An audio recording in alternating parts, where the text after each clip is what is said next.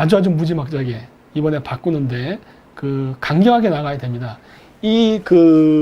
저번에도 제가 얘기했듯이 코세마 자치가 정권을 잡을 때 원래 그냥 이름만 있는 정당이고 국회의원이 없는 정당이었다가 그게 됩니다. 아까 이제 2.8%인가 3% 정도밖에 차지를 못해요. 그랬다가 그게 그 다음 선거 때에는 압도적인 지지를 받고 그 다음에 그냥 100% 그냥 장악을 다 해버립니다. 돼요. 되는데 그렇게 되려면 어떻게 되냐, 강력한 결집력이 필요한 거예요. 강력한 결집력. 숫자가 소수인 거는 상관이 없습니다. 왜? 여러분 일진들이 다수입니까? 일진들은 학교 내에 소수라고요. 네. 소수라도 다수를 제압하는 건 가능한 겁니다. 그렇기 때문에 저희가 지금 그렇게 하려고 저는 생각을 하고 있고, 그리고 굉장히 연구를 많이 합니다. 어떻게 소수가 다수를 제압할 수 있는가를 연구를 하고 있어요. 그리고 실질적으로 보세요. 2년 동안 이 정도면은 정말 엄청난 속도입니다. 여러분 상상도 못하는 거예요. 제가 2017년도 한 7월쯤에 한국에 들어와서 실질적으로 제가 독자적으로 활동하게 된 것은 2018년도 1월인가 그렇습니다. 그러니까 2018년에서 2023년, 그러니까 지금 제가 2년 한 2개월 정도 지금 활동한 거예요. 2년 2개월. 2년 2개월 동안에 독자적인 연구소를 만들었죠. 이제 저희 연구소가 한국 내만이 아니라 이제 바깥으로 네트워크를 만들 겁니다. 다 하고 있어요. 지금 준비 중이에요. 지금 하고 있죠. 국제적인 조직을 만들고 있죠. 그러면서 그거로만 끝나는 게 아니라 다른 외부 단체들과도 협력 관계를 만들기 위해서 노력을 많이 합니다. 네, 많이 해요. 그리고 긍정적으로 저쪽도 바라봅니다. 그래서 여러분 아시잖아요. 제가 CPEC 갔을 때도 그렇고 많이 교류하는 거 보셨잖아요. 합니다. 하고 뿐만이 아니라 그걸로 해가지고 그냥 단순히 유튜버로 끝나는 게 아니라 벌써 그렇게 시민단체를 만들면서 국제적인 시민단체로 만들고, 더 나아가서 이제는 정치적인 활동까지도 할 수 있는 이런 조직이 만들어지고 있는 거예요. 예. 제가 만든 건 아니지만은 같이 공조를 하죠. 그러면서 여기까지 왔다고요. 이거는 2년 한 3개월 동안 이 정도면요, 초스피드예요. 초스피드. 엄청나게 빠릅니다. 그러면 여러분 3년 뒤 2022년이면 저희가 어느 정도 성장할 것 같습니까? 이 정도 속도로 성장한다면 어마어마하게 빠른 거예요. 상상을 초월하는 겁니다. 그래서 제가 얘기하는 거예요. 서두르지 않아도 된다. 지금 페이스대로만 가도 우리는 충분히 이길 수 있다예요. 코스의 마저치가 바이마르 공화국을 무너뜨리는데 얼마 안 걸렸어요. 왠지 아세요? 무능했기 때문입니다. 무능했기 때문에. 지금 저희가 상대로 싸우는 숫자가 많은 정당들, 전통적인 기득권 세력의 정당들이 뭔 능력이 있어요? 무슨 어젠다가 있습니까? 쟤들 어떤 정당의 목표도 없고 어젠다도 없어요. 어젠다가 있어도 대중의 지지를 못 받습니다. 그리고 부패했어요. 가장 큰 그 약점이죠. 그래서 우리가 이길 수 있는 힘이 있다니까요. 왜? 대중은 안 가요, 이제 절로. 그리고 그 사람들이 힘을 얻을 수 있었던 결정적인 원인은 세계공황이었습니다. 우리나라 공황 옵니다. 공황이 오는데 우리한테 기회가 안 올 것 같습니까? 예? 우리 같은. 그러니까 이번에도 저런 식의 그러한 그 연동형 비례대표를 안 만들었습니다. 저런 제도를. 저희 같은 사람이 진출할 수가 없었어요. 어떻게 합니까? 이번에 저희 선거할 때 무슨 돈이 있어가지고 그렇게 뭐 우리가 선거 유세 운동을 하고 해요. 그런 거 없어요, 저희. 그럼에도 불구하고 출마가 가능하고 선거 활동이 가능해진 거예요. 지금 좌파 정권이 자신네들이 독점을 하기 위해서 자기 욕심 때문에 만들었는데 그 욕심이 결국 우리에게 기회를 줘버린 겁니다. 이번에 법 안 바꿨으면요, 저희 출마 못해요. 돈이 어디 있어요, 지금. 그래서 된 겁니다. 그래서 저희가 얘기하는 게 뭐야? 단 한 명이라도 들어가면 된다라고 얘기하는 거예요. 단 한 명이라도 들어가면 된다. 왜? 단 한 명이라도 들어가면은 그 다음서부터는 알아서 확장을 시킬 수 있습니다. 그 다음 계획은 또 갖고 있어요. 그래서 제가 얘기하는 거예요. 제가 4번이라고 해서 자꾸 앞번으로 안 오면 뭐 새벽당 지지를 처리한다는데, 여러분들 전통적인 방식으로 생각하지 마십시오. 이거 다 계획이 있기 때문입니다. 그리고 아마 제가 회사를 경영했어도 저는 꽤 성공한 CEO가 됐을 것 같아요. 이 정도면 굉장한 성공이거든요. 그리고 저는 얘기하지 않습니까? 저는 이 정치 활동이긴 하지만 이 정치 활동을 일종의 뭐라고 할까? 사업이라는 개념으로 합니다. 그러니까 사업이라는 개념이 뭐냐면 사업은 원래 영리를 목적으로 해요. 근데 그렇다고 해서 영리를 크게만 따진다는 게 아니라 바로 그러한 뭐라고 해야 돼? 어떤 들어오는 수익 금액과 지출 금액 이런 것들을 계산을 하면서 어떻게 최소의 비용으로 최대의 효과를 낼 것인가라던가 이런 것들을 계산하면서 움직인다고. 그러다 보니까 저희랑 같이 움직이는 팀들이요. 굉장히 일을 잘합니다. 효율적이에요. 제가 이 일을 하면서 느꼈던 게 저번에도 얘기했을 거예요. 이번에 CPEC 갈 때 미국도 가봤는데 미국 애들보다 우리가 낫더라고. 훨씬 조직이 움직이는 거라던가 효율성, 업무 능력, 그 다음에 그 자기가 하는 그 업무에 대한 이해, 그 다음에 팀워크 이런 거 볼 때 우리가 훨씬 뛰어나더라고. 뭐야 그래서 뭐 미국 별거 아니네 이런 생각이 드는 거예요. 우리가 더 잘하는데 이런 생각이 드는 거예요. 그러니까 그 정도의 능력이 있었기 때문에 이게 온 거죠. 이게 저절로 되는 게 아니에요. 저 혼자 할 수 없습니다. 이런 거는 함께 하는 거예요. 함께. 근데 굉장한 성공을 거뒀죠. 그래서 제가 자신이 있는 겁니다. 아, 되는구나. 그래서 이번에도 제가 미국 쪽도 가서 구경도 하고 일본 쪽도 가서 구경하고 하면서 느꼈던 게 뭐냐면 할만하네 한 거예요. 우리가 더 낫네 이런 생각이 든 거예요.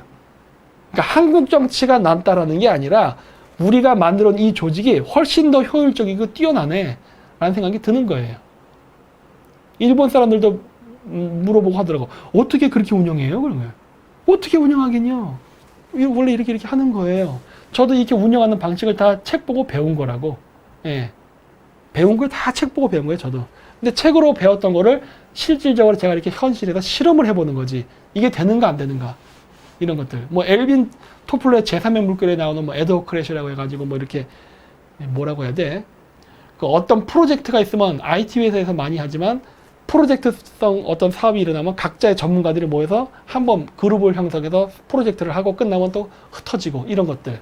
지금 제가 쓰는 이 정치 이 연대하는 방식이 그런 거거든요. 어떤 공동 목표가 있으면은 그 프로젝트를 위해서 함께 모여서 하고 끝나면 각자 갈 길을 헤어지고 종속 관계를 안 만들려고 그러잖아요. 그래서 제가 쿠릴타이라는 말을 많이 하잖아요. 우리는 사업 파트너지 상하 관계를 안 가지려고 한다. 이런 얘기 많이 하잖아요. 예. 물론 규모가 큰 게 있고 규모가 작은 이런 건 있어요. 그것까지는 어쩔 수가 없어. 하지만 그런 것과 상관없이 우리는 같이 모여서 같이 의견을 모는 태스크포스, 그렇죠? TF팀이에요. 하는데 이거를 민간 기업에서 하는 방식을 정치 쪽으로 끌어오는 거예요. 정치 쪽으로. 정치도 가능하다예요. 왜? 미국이 하고 있잖아. 미국이 철저하게 기업 방식으로 공무원을 운영하잖아요. 저는 저 경영 방식을 우리나라에도 끌어들이고 싶은 거예요. 왜? 업무 효율성을 일으켜야 되기 때문에. 세금을 낭비하면서 이렇게 막 쓰면은 안 되거든. 최소의 비용으로 최대 효과를 내야 돼요. 그러면 당연히 인센티브도 있어야겠죠? 전 괜찮다고 보는 거거든. 인센티브 제도 나쁘지 않다고 봐요. 단, 지금 현재 공무원들이 하는 것처럼 인센티브를 받기 위해서 일만 벌리는 거는 안 된다예요. 내가 그거 많이 봤어요. 중동 같은 데서도. 중앙아시아에서도. 사업 실적을 내야 승진, 고가 점수를 많이 받으니까 일을 벌려요. 일을 벌려. 어떤 프로젝트, 어떤 외국 기업과의 사건. 근데 문제는 뭐예요? 일을 벌리는 게 중요한 게 아니라 그게 수익이 발생해야 된다고.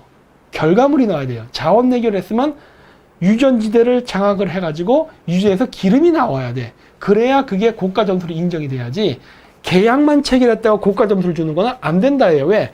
그 가짜 계약도 얼마든지 만들어낼 수 있어요. 뇌물 주면 돼. 후진국 가서. 얼마든지 가짜 계약 만들어줘요. 그래서 그거는 안 된다예요.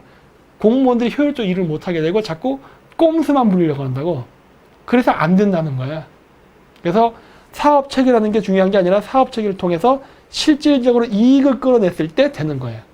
그러니까 예를 들어 유전 사업 같은 거예요. 기름 사업. 마찬가지 또 지금 국제유가가 쌀 때 사실은 우리나라가 뭘 해야 되냐면 중동의 기업들을 인수해야 됩니다. 이 병신들 그것도 안 하고 있죠. 뭐 쓸 돈도 없으니까. 국제유가가 떨어질 때 채산성 나쁜 중동의 석유 기업들이 운영이 나빠지면서 부도가 나거나 자금 부족에 시달리거든요. 이럴 때 우리가 주식을 매입해야 돼요. 주식을. 대주주까지는 못 돼도 영향력을 끼칠 수 있는 대주주가 돼야 된다고. 우리나라 돈을 죄다 치면 우리나라 국민연금 전부 다 국내 쏟아 부어갖고 밑빠진 독에 물벗기를 해서 중국 애들한테 다 퍼주고 있잖아. 저렇게 하면 안 된다고. 저 같으면 차라리 중동 기업들 인수해버려요. 해가지고 그 경영권을 취득해버린다고. 그래서 전쟁이 나도, 중동에서 전쟁이 일어나도 한국으로 들어오는 국제유가를 못 올리게 막아버리지. 야, 올리지 마. 왜? 내가 주주인데. 이런 식으로. 이런 식으로 조절을 해야 된다고. 이런 거 못 하잖아. 예. 스케일이 없죠, 스케일이. 예. 그러니까 그런 것들을 할 수 있게끔 해야죠. 뭐 이명박이 자원 얘기했죠? 저한테는 그런 얘기 하지 마세요. 저한테 안 통합니다. 이명박이가 어떤 나쁜 짓을 많이 했는지 저 잘 알고 있어요. 예. 그래갖고 제가 이명박 안 찍었다고 한 거예요. 학을 띄어가지고. 예. 그랬는데, 여러 가지 그런 것들이 있습니다. 그래서 공무원들이 가져야 될 전략과 그 방법이 있어요. 업무 방식.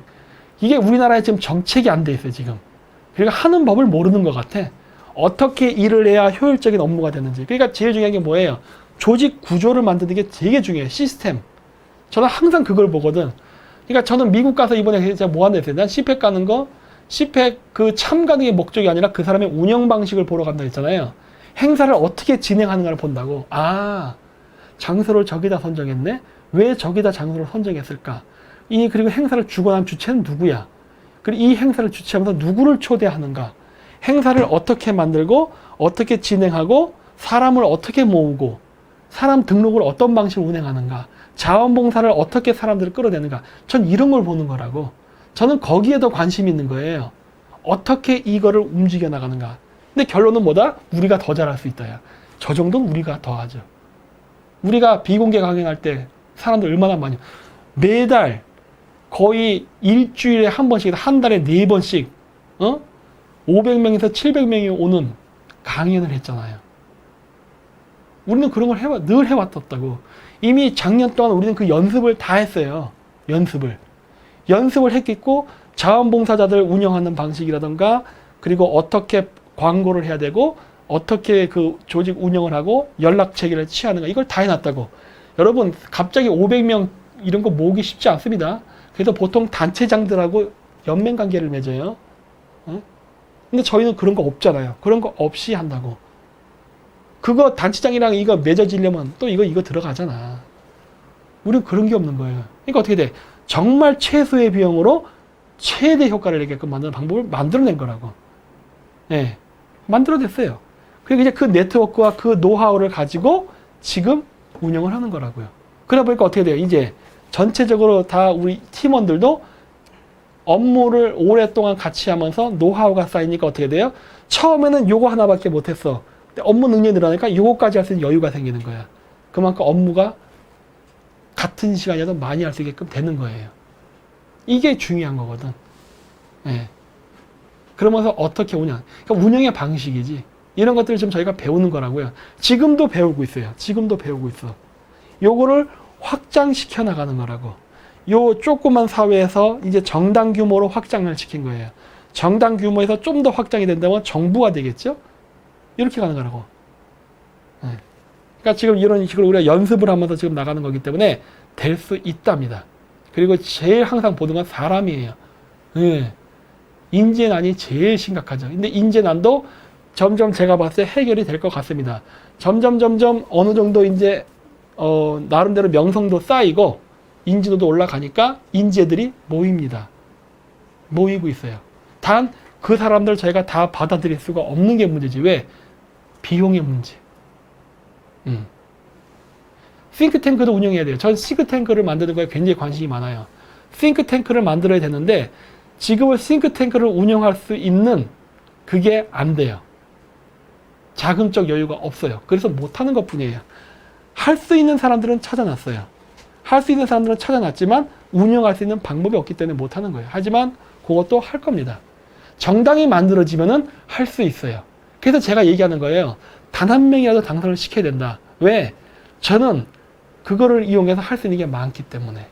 그래서 진짜 그 미국 CSIS 이런 애들하고도 직접 한반도 문제, 그 다음에 그 동북아시아 경제, 군사, 외교, 안보 이러한 문제를 같이 토론을 할 수 있는 사람들을 찾아서 그런 사람들을 부르기도 하고 가기도 하고 하면서 우리가 해야 된다고요.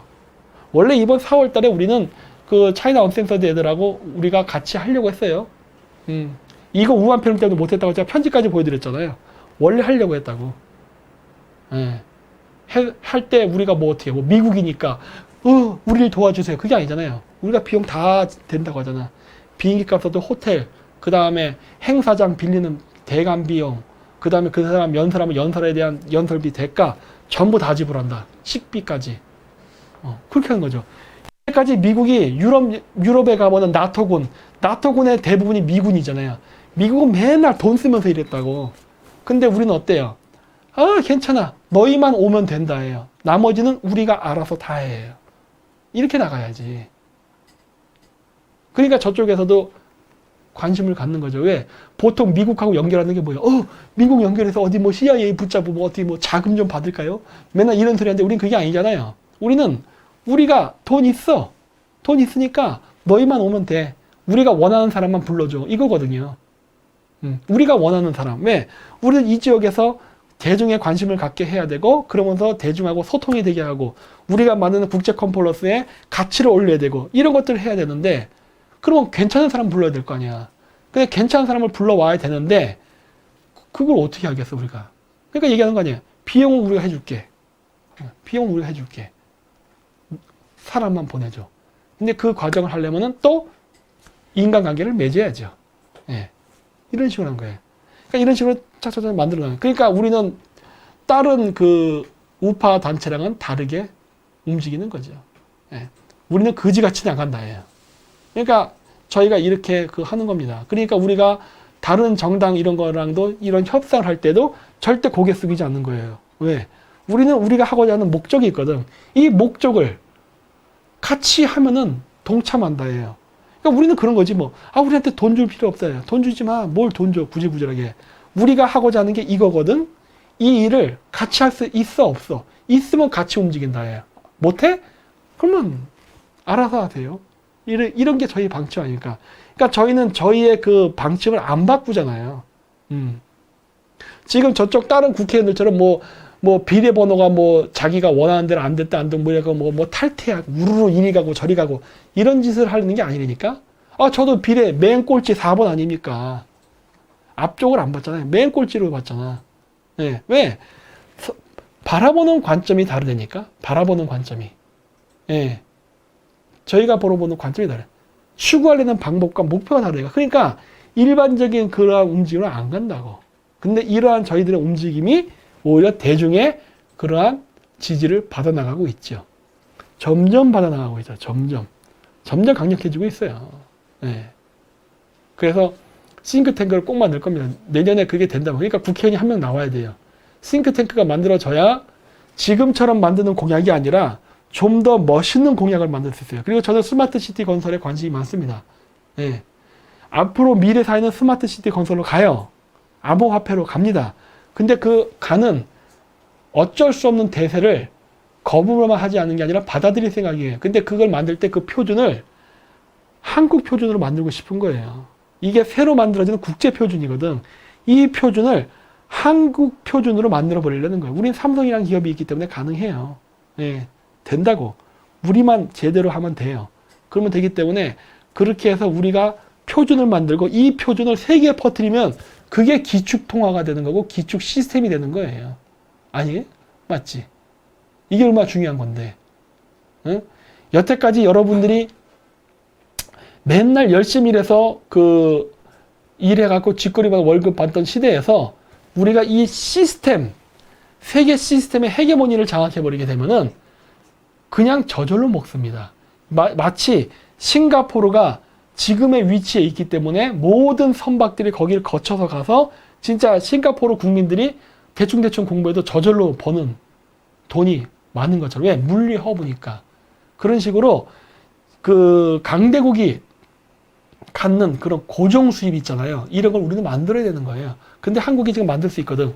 이걸 지금 중국에게 주겠다고 문재인 정권이 병신짓 하는 거 아니에요. 왜 이런 황금알을 낳는 거위를 우리가 가져야지 중국한테 줍니까? 안 되지. 응? 그리고 전 세계가 주기를 원하지 않잖아. 그렇다고 해서 전 세계가 주기를 원하지 않는다고 해서 유럽이 만들 수 있을 것 같아요? 못 만들어. 우리밖에 안 된다고. 그렇기 때문에 우리가 마음만 바꾼다면, 우리가 원한다면은 우리가 할 수 있다니까. 그래서 제가 이거 하는 거예요. 이게 얼마나 어마어마한 돈인데 전 세계에 스마트 시티를 건설한다 생각해 보세요. 전 세계의 국가가 200개가 넘습니다. 그 200개 국가의 수도만 하나씩 스마트 시티를 건설한다 해도요. 우리나라에서 옛날 때 했던 건설붐 있잖아요. 맨날 건설붐을 일으켜야 고용 창출되고 돈 번다며. 그게 전 세계 200개 도시를 만든다고 생각해 보세요. 이게 얼마나 수입이 되는가. 예? 전자산업서부터 인터넷서부터 해가지고 그 다음에 건축, 건물 모든 걸 새로 다 해야 된다니까. 어마어마한 이권이에요, 이거. 이거를 우리가 안 하겠다고 하는 거 아니야, 지금. 문재인이 그걸 중국에 갖다 바치겠다고 하는 거 아니에요. 미친놈이라고 내가 이거 얘기하는 거 아니에요. 대구하고 세종시 스마트 시티 건설을 왜 중국한테 맡깁니까? 우리가 해야지. 어? 이런 것들이 바로 매국노라는 거예요. 매국노. 이거 엄청나요, 이권. 그렇기 때문에 이권을 우리가 100% 가져갈 수는 없어. 나눠주면 돼요. 미국 같은 데도 좀 줘야지. 어? 미국 같은 데 주면 어떻게 되겠어요? 미국의 53개 주의 주도가 있잖아. 미국의 53개의 도시를 또 우리가 진출할 수 있는 거라니까. 그러니까 줘야지. 모든 걸 독식하려고 하면 절대 안 돼요. 나눠 먹으려고 하면 이겨. 다 돼요, 다 돼.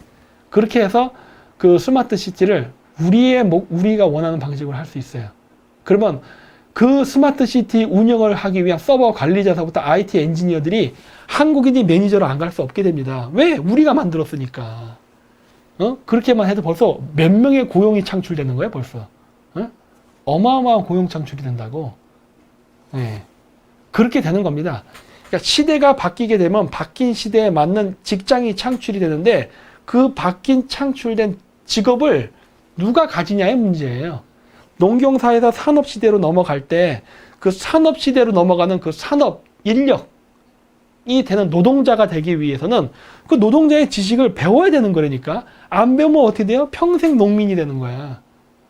그러니까 바뀐 시스템에 맞는 바뀐 사람들을 노동력, 그 일꾼들을 길러내야 되는데 지금 문재인 정권 안 하고 있잖아. 안 할 뿐만 아니라 중국에 넘기잖아, 지금 저거를. 그러니까 난 미친놈이라고 얘기하는 거예요, 내가. 나는 기존 우파들이랑 좀 생각이 달라요. 뭐 암호화폐 반대, 다문화 반대, 뭐 스마트 시티 반대. 아니야, 난 찬성해요. 단 찬성을 하되 우리가 주도할 수 있게 만들겠다예요. 네. 이런 것들이 좀 차이가 있죠. 그렇기 때문에 무조건 그런 거에 대한 반대를 하지 않습니다.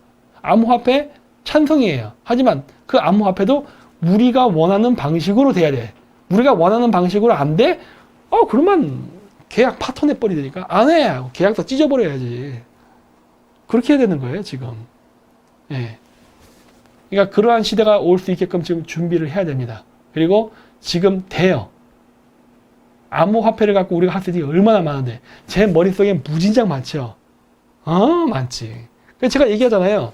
이번 정권만 바꿔버리면은 한국을 남북 통일뿐만 아니라 동북 삼성까지 올라가게 할 수도 있고 미국 다음으로 강대국을 만들 수도 있다. 왜 못해, 그게? 그런 아이디어가 왜 안 떠오를까 하는 거예요. 나는 지금도 막 잠만 자면 하루에도 한 개씩 나오는데, 아이디어가. 예? 그 아이디어를 지금 못 써먹어서 문제죠. 근데 정당 정치인이 나오면 그 아이디어를 국회에 입안시킬 수 있게 제안까지는 할 수 있죠. 제안. 다수석을 못 차지했으니까 제안까지는 할 수 있죠. 조금 더 지나면은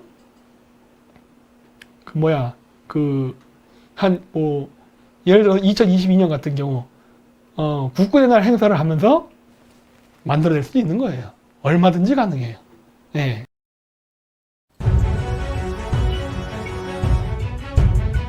반중 친미를 해야만 되는 것이고, 반중하라고. 반중을 해야 반중 친미를 해야 보호를 받습니다. 반중 친미, 일편단심 민들레 반중이라고 거의 미친 듯이 외골수로 반중 친미 하잖아요. 이걸 반중하라고. 반중하라고. 반중친미를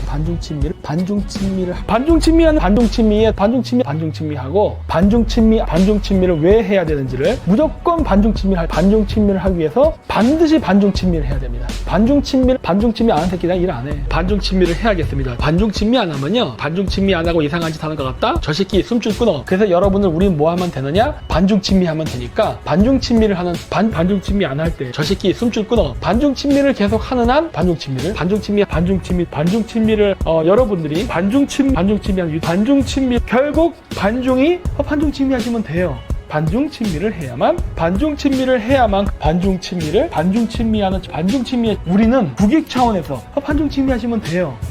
반중 친미를 안 하면 반중 친미에 대한 목소리가 반중 친미를 하는 게 세계적인 추세고 모든 나라가 그쪽 길로 가고 있습니다. 우리는 계속 딱 하나입니다. 반중 친미 이거 하나만. 반중 친미하는 반중 친미예요.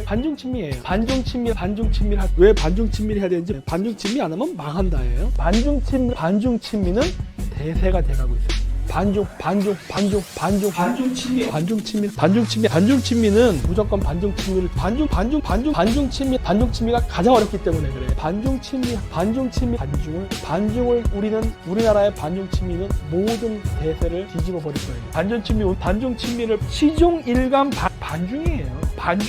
중국 놈들 답이 나와 있는데 죽어도 반중을 안 해요. 반중 친미 하니까 항상 우리가 얘기하는 게 뭐예요? 어젠다가 중요하다는 얘기 많이 하잖아요. 반중 친미 안 해? 반중 친미 해? 근데 왜 여러분들은 반중 친미 안 하세요? 반중이야.